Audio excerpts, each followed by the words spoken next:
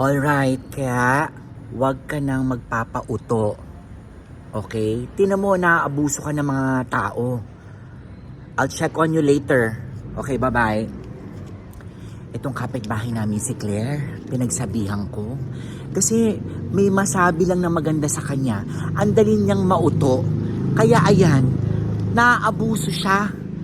Sabi ko, Claire, you have to be wise. Alam mo kung inaabuso ka ng isang tao, hindi. Diba?